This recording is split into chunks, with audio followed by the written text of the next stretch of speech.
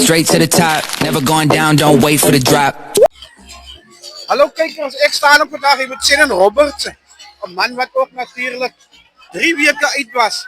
Shannon, zeg voor mij, hoe voel het om weer terug te wees op die rugbyveld? Yes, like het voor mij is het nogal baie lekker om terug te wees hier bij Grootbrak. Ja, na 3 weken is hij makkelijk.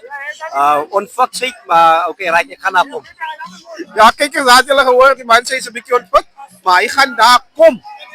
Ja, dat is lekker om hier in Riversdale te wees, zoals jullie kunnen zien. Een halfgepakte stadion. Het is nog niet helemaal vol, maar die mensen komen nog in. De beespan is nou aan die go. En ja, dit lijkt net lekker.